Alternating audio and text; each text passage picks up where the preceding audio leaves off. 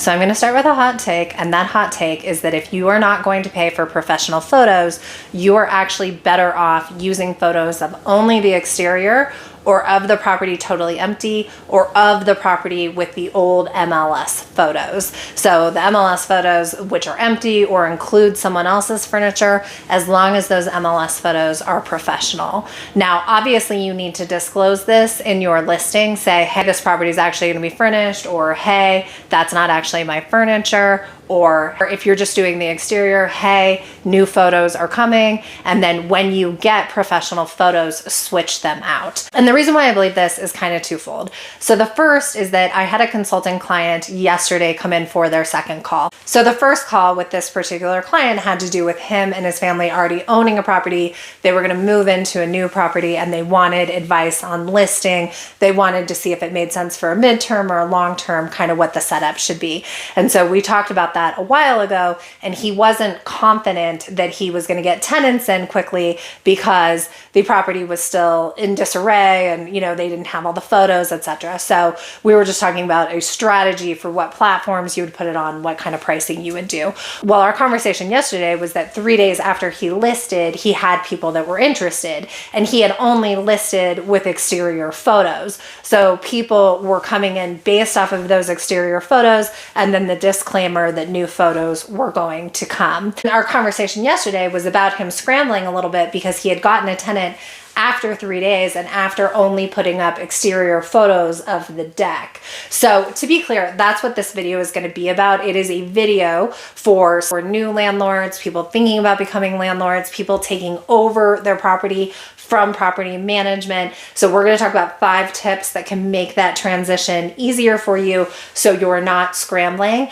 But that said, it's good news for this tenant. He ended up getting someone in within 3 days. This is a long rental with potential to have repeat business. So it's really a very good situation for him, but now he's trying to figure out what he should do. Point one being that I think your tenants can get around the photos as long as you're disclosing and being honest. It's actually an opportunity to show them that you're a thoughtful landlord and that you're making sure they have the information that they need. Second issue I have with unprofessional photos while you wait to get your professional photos is that they tend to be very, very dark. And I know some people feel uncomfortable with all the filters that professional photographers put on, but at this point, everybody kind of knows that that's the game, and it's really not false advertising. It is understood from the tenants that some filters are being applied.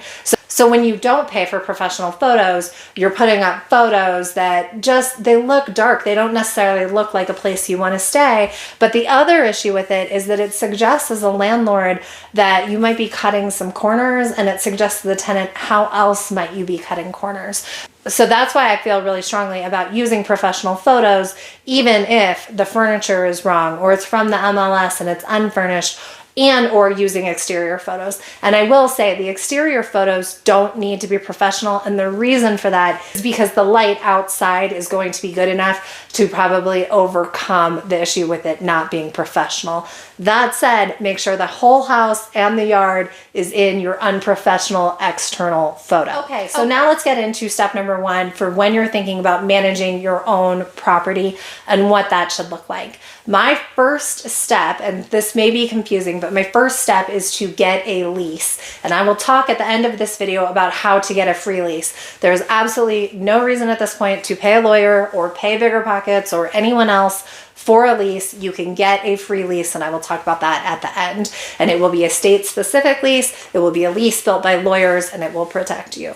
But there are 2 reasons why I like getting a lease up front. The first is that you really want to minimize friction. So because the last thing you want to do is have someone come in, they're ready to go, and then you don't have your ducks in a row and you're like, I don't have a lease, I don't know, blah, blah, blah. You don't want them to be holding or waiting on you ever. What could happen with that is that they then go find another property. So you want to make sure that you can issue everything to them as soon as possible. And with that, the lease needs to have all the disclosures that are needed for your state. So for instance, in Colorado, we have radon, we have pet fees, stuff like that. And so with a frictionless lease, you want to make sure that they can digitally sign it, and also that all of the rules and the regulations and stuff have already been put into that lease. And then you know what it is too, so that you can speak confidently to the tenant and even maybe direct them to certain areas areas of concern in that lease. So that's number one. Just make sure that you have the timing down so that if someone comes in, all you have to do is change the dates, the names, etc., and issue it to them. The second reason why I make the lease the first part of your rental step is that leases are a really good way to educate yourself. So again, an example in Colorado is you don't have to keep the deposit in a trust-bearing account, meaning it doesn't have to make interest while we hold it, but in some states you do. I learned that from the lease. So getting a lease is a really good opportunity to understand what your rights are as landlord, what the tenant's rights are, and how your state kind of positions itself around landlord-tenant laws. And just as a reminder, leases have federal laws, state laws, city laws, and then HOA laws. And the lease that I'm going to talk about at the end obviously doesn't include HOA laws because that's HOA to HOA, but you can put a note in there that they need to review the HOA laws, include that as an addendum, and then have them sign off on that. So that's step number one. Before we get into step number two, I'm Erin Spradlin. I am a rental consultant and real estate investor. If you feel like you have learned something from this video, please like it. If you want more content on the rental platforms, including Furnish Finder, Airbnb, Zillow Rental Manager, Turbo Tenant, Avail, as well as rental models, short-term, long-term, midterm, I recommend subscribing because I'm going to put out new content on that and you're going to get notifications for it. Who am I? Why should you listen to me? I have owned my own properties since 2014, or I should say with my husband, I've owned properties since 2014. I've been an investor and a real estate agent that primarily works with investors since 2017. I have a 92% occupancy rate on my rentals and usually get 40 to 65% above long-term unfurnished rentals. And also I'm a consultant to people that landlord for themselves, property managers that are trying to figure out midterm rentals, and then also people that are thinking about real estate investing and just want to know, hey, does this property make sense? Do these numbers make sense? What am I missing? So I will drop my email in the description as well as information on how to book consulting if you're interested in that. All right, let's get to step number two. Okay, so the second step is also in the vein of a frictionless process, and that is a way for them to pay. So I have my tenants pay me either through Venmo or Zelle, and I know a lot of my consulting clients like to have their tenants pay them through Stripe. I have never looked into Stripe because I have no inclination to use Stripe because 98% of the world has Venmo or Zelle, and it's been a very effective way for me to collect money from my tenants. I like it because there's no delays, there's no bounce checks, and there's a great history of our transaction. So I also write this into the lease. It's something you will need to modify in the lease where you're saying, I only take digital receipt and this is how I take it. Okay, number three, list on 2 platforms. So when I'm consulting with people in the midterm space, I'm always saying Airbnb has to be one of them, but that assumes that your property is furnished and that it's 30 days or more.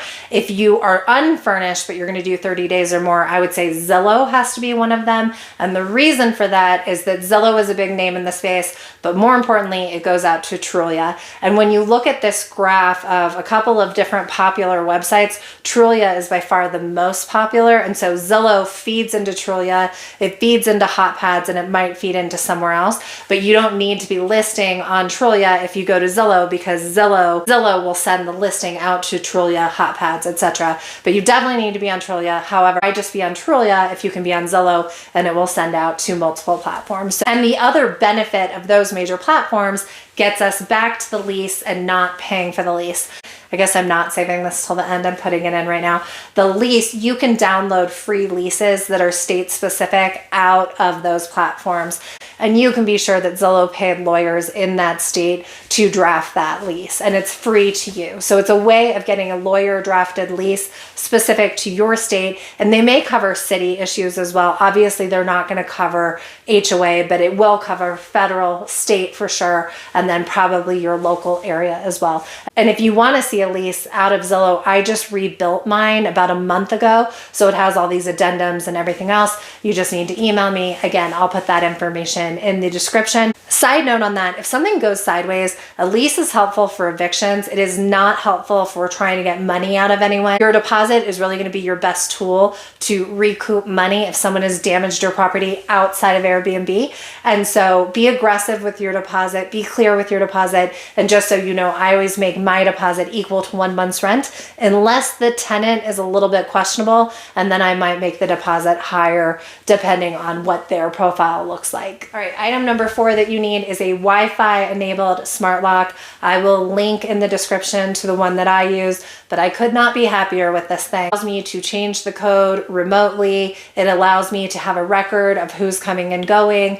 I can set a specific code for a specific person. It will also tell me when the batteries are about to die. So I am very big on smart locks, but specifically Wi-Fi locks. And I have one on my house, and I will link to it because it's very user friendly and I really like it. And on that note, I see this sometimes with my consulting clients where they get a little bit lazy about switching out the Wi-Fi codes, which I totally understand, but you do need to do it, or you need to have specific codes for locals in the area that have access to getting into your house. A lot of people have paranoia that the tenants are going to come back and access your place with the code that you've given them.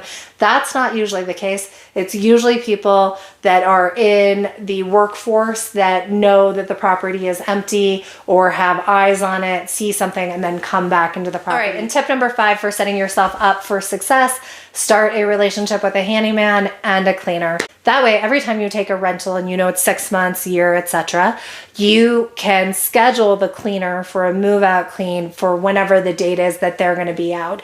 And you can do this well in advance because you have that relationship with the cleaner.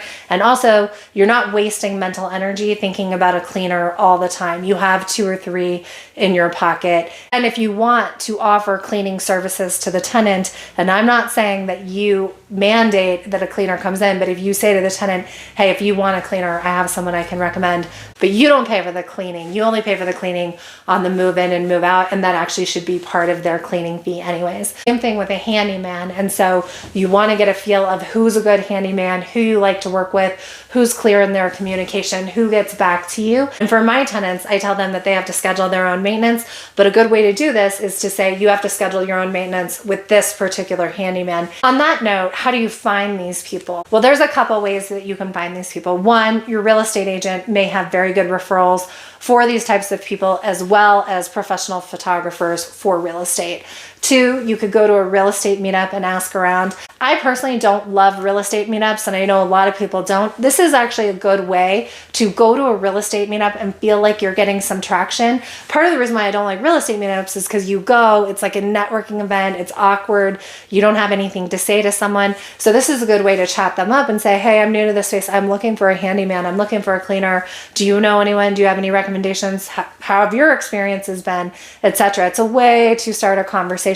And also, someone at that meetup will probably have a cleaner and a handyman they can recommend. And then 3rd, going on social media and trying to find someone. So Colorado Springs has word of mouth. Colorado Springs, I think they are fantastic. Again, if you're looking for consulting help, please reach out. I will put my information in the description. I offer 1-hour packages, 2-hour packages, and a mentor package where I will set the whole thing up, get you your first tenant, vet them, and walk you through that process. If you're looking for additional videos on self-property management, taking on your first rental platforms, I recommend these videos.